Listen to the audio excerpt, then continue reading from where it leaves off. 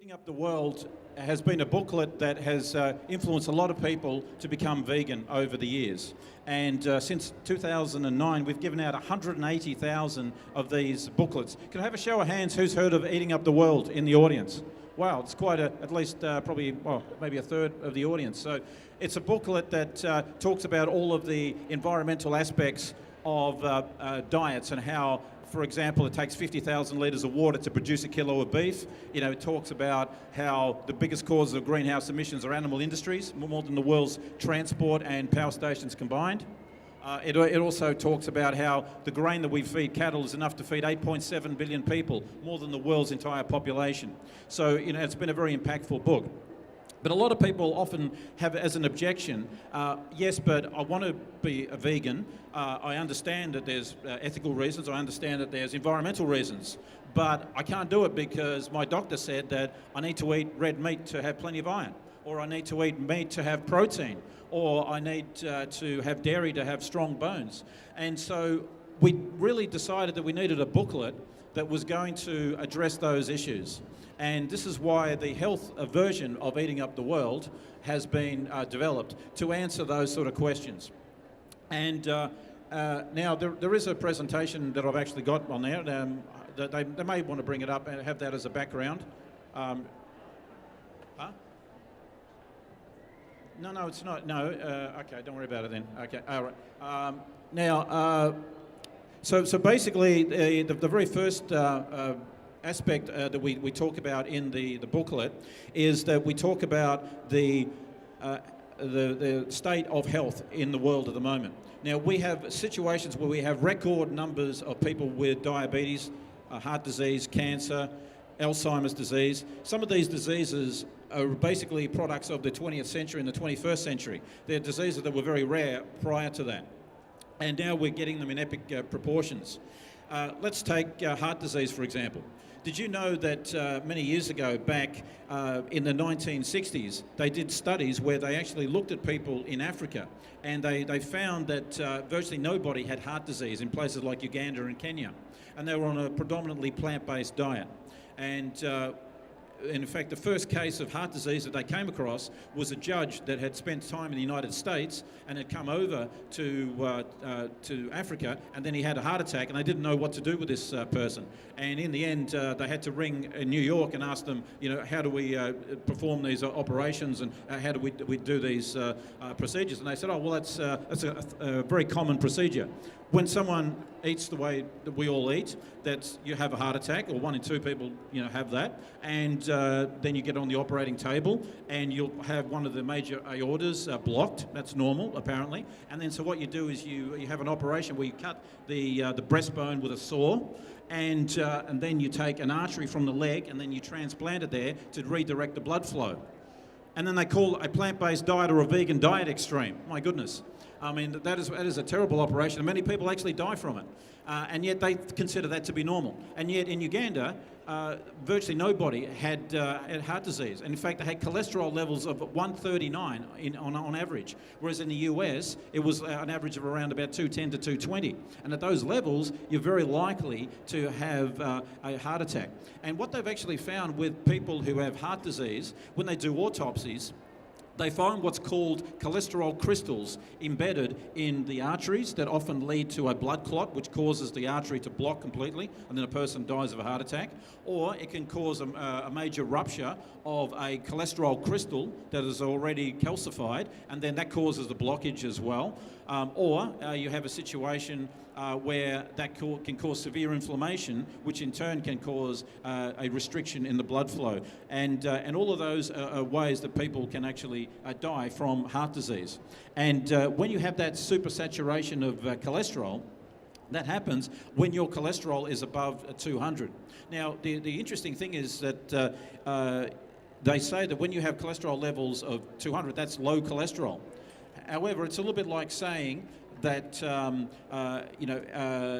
driving your car and hitting a pole at 60 kilometres an hour is okay because you're less likely to die at that speed, but you can still die.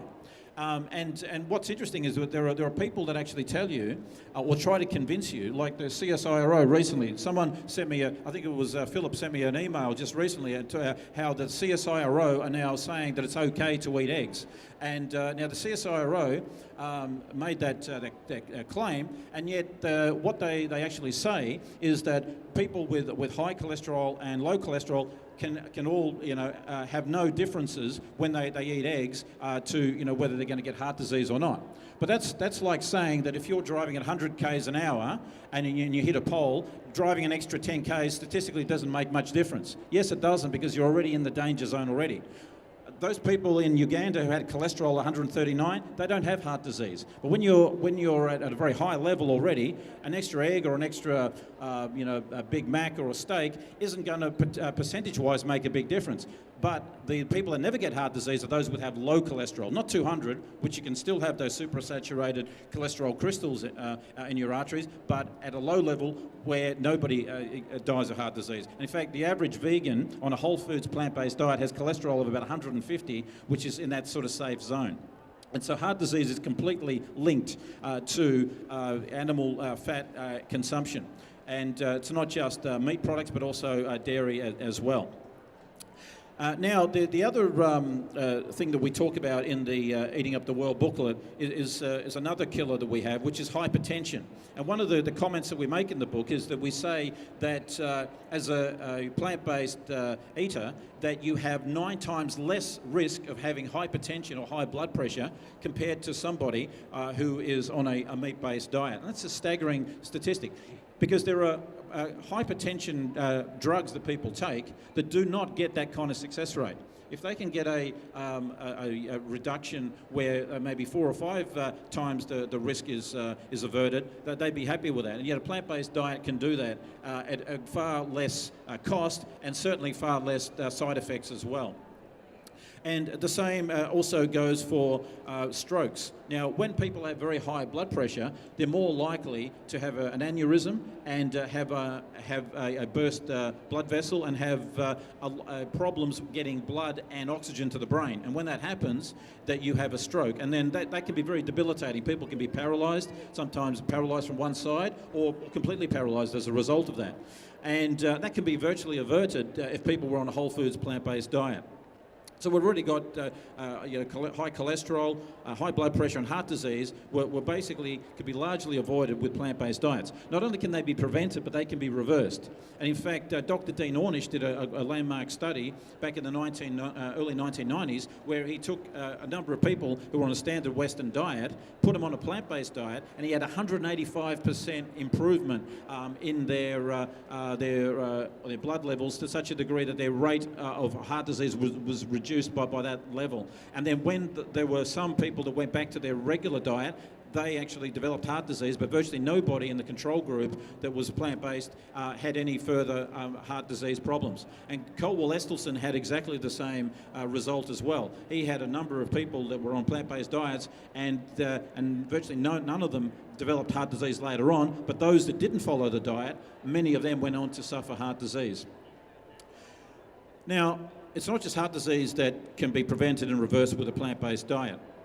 Very recently, in fact last year, about this time last year, the World Health Organization made the announcement that when it comes to cancer, that processed meat in particular was a class 1 carcinogen alongside asbestos and also, this is no joke, alongside asbestos and smoking.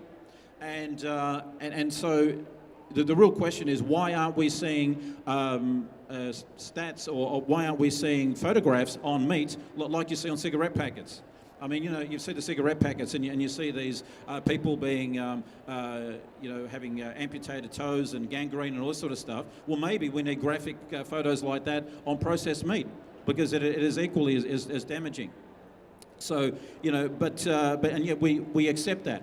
And it's interesting because when they talk about some of these carcinogens that you see in cooked meat, like heterocyclic amines, for example, and dietary AGEs, if they are introduced into a product, that is considered unsafe and not fit for human consumption. And yet because meat already contains it, it's accepted like it's okay because it's already part of a product we've been eating for so long. And that's something that probably needs to change. The other thing that they also said is that all red meat is also a category 2 carcinogen, which is very likely to cause cancer. Now, well, what's interesting is that they've known about this for many, many years, and they've had about 1,000 studies up until now to prove this. And so the question is, why didn't they tell people earlier? Maybe after the 500 studies, for example. Think about how many people could have been saved if they had shared that information. So, and why is it that people have a lot more cancer when they're consuming animal products compared to a plant-based diet? Well, there's many reasons. One of the reasons is these carcinogens that I mentioned, like heterocyclic amines, like dietary AGEs, coming from the cooking of the meat. There's also viruses as well that are contained through the meat and that are passed on to the human and lead to the cancer. There are other components like the protein itself, like Jason mentioned earlier, how casein has been shown in many tests to actually promote cancer, specifically prostate cancer and breast cancer have been linked with casein. So certainly from a cancer point of view, all animal products are a complete disaster. And even fish, in fact, there was a great story, or great study where in 2004 they looked at people in Japan who were regular fish consumers, consuming fish 4 times a week or more, and they had 50 times higher rates of cancer compared to people consuming fish very infrequently. So even fish is certainly harmful when it comes to cancer, even fish oil. In fact, one study actually showed that people taking fish oil had 30% elevated cancer compared to the control group that was taking a placebo instead. So certainly all animal products need to be avoided from a cancer point of view as well. Now, the next topic that's covered in the Eating Up the World booklet, and you can get it at any time during the day. I suggest later in the afternoon you can go to the Vic area and pick up a copy, maybe before you go home perhaps. And we explain some of these studies, and we had so many studies that we referenced that we couldn't fit them all in the same book. We had only the first 199, I think we actually published. The rest you have to go on the link that actually shows them on the website, so you can actually access them from there. But the next big topic that we mentioned in there was diabetes. Now, if I can just have a random poll here. If I was to ask you a question, let's say you had two groups of people that never had type 2 diabetes before, and one group was on a diet of 65% fat, animal fat, but no sugar. The other group was on a diet with less than 10% fat, but 1 pound of sugar a day. Which of the two groups, the high fat group or the high sugar group, is going to get diabetes? Who thinks the high animal fat group is going to get diabetes? Okay. Who thinks the high sugar group is going to get diabetes? Okay. I think this is a probably more educated audience than normal, given this is World Vegan Day. I think you can kind of see where this is going. But obviously the group that got diabetes was the high fat group.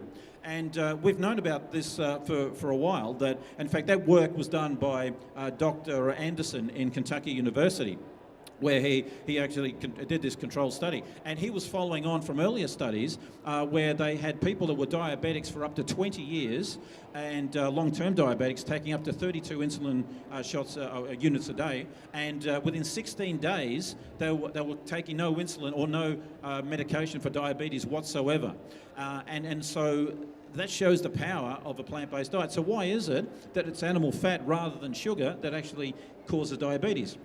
Well, and before I answer that, did you know that if you're a high animal protein consumer, you are 73 times more likely to contract diabetes compared to someone on a plant-based diet? And if you're one of those people that says, oh, I only eat meat sometimes, or like a flexitarian, well, the good news is you're only 23 times more likely to get diabetes.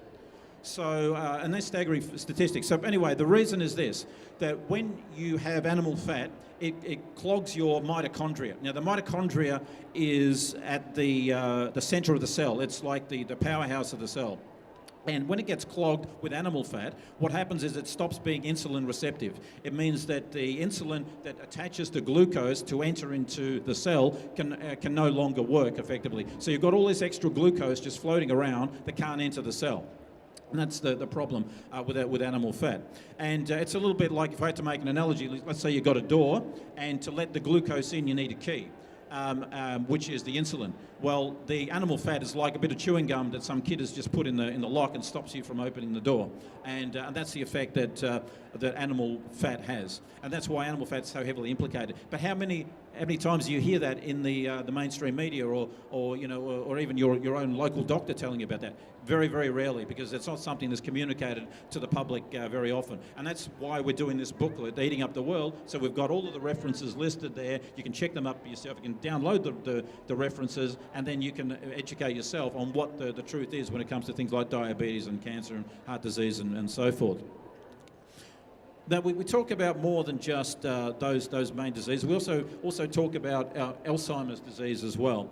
And Alzheimer's is very similar in its mechanism compared to stroke. I mentioned when you have a stroke, you have a lack of blood flow, a lack of oxygen going to the brain, and that means that a lot of red blood cells actually die off completely. Well, Alzheimer's disease has been described as a disease of many mini strokes. Very small strokes, one after another, leading up to situations where large amounts of your brain have been basically killed off effectively. And much in the same way as a high animal fat diet can cause atherosclerosis, or clogging of the arteries and hardening of the arteries, so too it can also lead to Alzheimer's disease as well, because of the fact that it causes such a build-up that stops blood from going to all of the blood vessels in the brain, and it causes a lot of brain cell death in actual fact. And if you look at the brain of an Alzheimer's patient and compare it to a regular healthy brain, you can see there's a lot of dead zones in there. And that's due to the fact that you have a lot of brain cells being killed. And a high animal fat diet leads to that very condition. Now, we also talk about a few other things in the booklet, and there's too many to mention at this talk, so I suggest that you have a look at the booklet at some stage, and you can look into that. But one of the good things about that is that we're going to be printing many thousands of that and distributing it all around the country. And the previous booklet, the environmental booklet, went out to 180,000, and now we've just started distributing this booklet today here at World Vegan Day. And a few years ago, Philip Wallen actually donated $10,000 to Vegetarian Victoria, and then the following year, $10,000 to World Vegan Day. And with the first lot of $10,000 has gone to the publication of this Eating Up the World booklet, which we've been very, very proud to be associated with Philip and Winston Constance Kindness Trust, and we're very, very grateful for that work. And so I encourage you to pick up those booklets. But we've got a lot of great presentations on after this. The very next speaker is Philip Wallen, who is going to be talking about the ethical aspects of the food that we eat. And then after that, I encourage you to also stay for the captain of Sea Shepherd, Peter Hammerstead, as well, who for the first time is speaking here at World Vegan Day. So we're certainly looking forward to that presentation. And thanks, Trix. This is the two booklets, the Eating Up the World. This is the environmental booklet that you may have seen already, and this is the health booklet, which we've also just recently published. So please help yourselves to those at the VegVic stall later in the afternoon, and also pass them on to your friends as well.